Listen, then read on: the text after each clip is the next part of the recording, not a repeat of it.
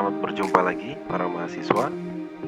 Kali ini kita akan membahas in vivo dan in vitro yang merupakan teknik kultur yang merupakan bagian dari mata kuliah bioteknologi perairan. Terdapat berbagai informasi terkait dengan bahan kimia yang bisa kita pelajari untuk mengembangkan bioteknologi perairan. Informasi-informasi atau data tersebut adalah data terkait struktur, data terkait analisis in vitro, dan data terkait analisis in vivo. Data terkait struktur berisi tentang informasi molekular yang membuat kita bisa menganalisis kondisi fisika kimia. Analisis in vitro adalah analisis yang dilakukan dengan basis sel, di mana analisis dilakukan dalam tataran sel yang bebas dari komponen makhluk hidup. Sedangkan in vivo dilakukan di laboratorium dengan menggunakan binatang uji yang bisa dilakukan dari beberapa hari sampai beberapa tahun. Pada dasarnya, in vivo adalah studi dengan menggunakan makhluk hidup di mana sel-sel berada. Sementara in vitro, studi yang dilakukan pada sel yang diambil atau dipisahkan dari makhluk hidup asal sel tersebut. In vivo berarti kita sedang berbicara investigasi tentang sesuatu yang berada dalam konteks makhluk hidup. Sehingga uji in vivo adalah uji yang melihat proses yang terjadi dalam tubuh organisme. Sedangkan in vitro berarti kita mengambil sel yang kita investigasi atau bagian yang kita investigasi dari living context atau dari makhluk hidup yang menghasilkan sel tersebut. Ini adalah perbedaan mendasar antara in vivo dan in vitro. Salah satu contoh dari uji in vivo adalah uji yang ditunjukkan pada gambar di slide ini. Dalam slide ini ditunjukkan tumbuhan menjadi makhluk hidup yang diuji. Keberadaan sel dalam tumbuhan kita amati dengan mengamati tumbuhan itu sendiri.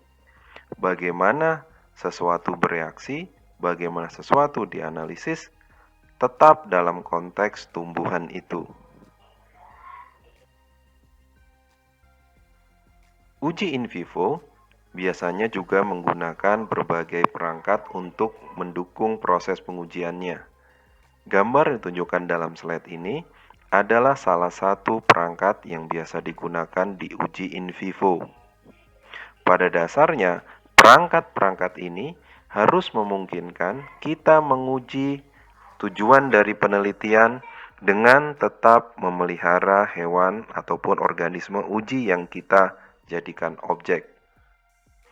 Sehingga alat-alat ini didesain untuk tetap bisa memungkinkan organisme yang menjadi hewan uji tetap hidup. Sementara uji in vitro banyak dilakukan karena berbagai peraturan, terutama berhubungan dengan etika penelitian dengan menggunakan organisme hidup. Pada dasarnya, dalam uji in vitro, kita mengambil sel dari jaringan ataupun organ. Kemudian, melakukan pengamatan pada bagian jaringan ataupun organ tersebut. Kita melakukan optimasi kultur sel. Kemudian, melakukan fokus pengujian kepada salah satu interaksi. Contohnya adalah uji toksisitas. Dengan uji in vitro, kita juga dapat membangun biomarker yang bisa mengevaluasi toksisitas dari sel yang kita uji. Selain itu, kita juga bisa melakukan analisis respon dosis. Dari data-data yang ada, bisa kita interpretasikan. In vitro test banyak sekali memberikan masukan untuk memprediksi berbagai hal yang terjadi dalam tubuh organisme. Dalam pembahasan biologi sel ataupun biologi molekular, ditemui istilah in situ. In situ pada dasarnya adalah wilayah di antara in vivo dan in vitro. Uji in situ berarti kita melihat segala sesuatu dalam konteks alami, tapi uji tidak dilakukan dalam kondisi yang alami. Salah satu contoh yang sering dilakukan terkait dengan uji in situ adalah in situ hibridisasi. Ini dilakukan pada saat kita mengambil bagian dari makhluk hidup, kemudian meletakkannya dalam alat pengamatan seperti slide mikroskop, dan pada akhirnya melihat molekul terkait RNA. Dengan mengamati proses yang ada, kita bisa melihat perkembangan alami, kondisi alami, walaupun bagian yang kita amati tidak dalam kondisi alami. Gambar yang ditunjukkan dalam slide ini menunjukkan salah satu contoh dalam analisis in situ hibridisasi. Di sini kita bisa melihat kita mewarnai dengan menggunakan dye sel-sel tertentu. Dan sel-sel ini memberikan warna yang berbeda di bawah pengamatan mikroskop. Dengan memberikan pewarna, kita dapat melihat perkembangan, pertumbuhan, sel-sel yang menjadi fokus dari penelitian. Bentuk penerapan dari in situ hibridisasi dapat kita lihat pada saat kita melihat perkembangan embrio Drosophila. Dalam perkembangan embrio ini, kita ingin melihat bagaimana perkembangan jumlah gen yang disebut dengan handback.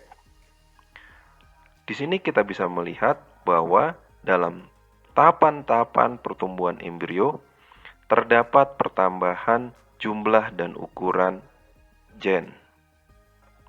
Oleh karena itu, dengan menggunakan teknik in situ hibridisasi, kita dapat memprediksi pertumbuhan ataupun pertambahan gen ini dari makhluk hidup yang sedang kita teliti. Bentuk lain dari penerapannya adalah pada saat kita melakukan uji histopatologi dari bagian ikan tilapia. Dalam gambar ditunjukkan slide ini, dengan melakukan pewarnaan bagian sel, kita bisa mengamati kerusakan ataupun bagian-bagian sel. Teknik in situ hibridisasi ini sangat penting pada saat kita ingin melihat respon yang diberikan oleh makhluk hidup terhadap sebuah substansi ataupun suatu komponen.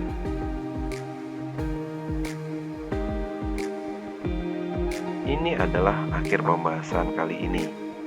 Tetap jaga kesehatan dan fokus kuliah dengan baik.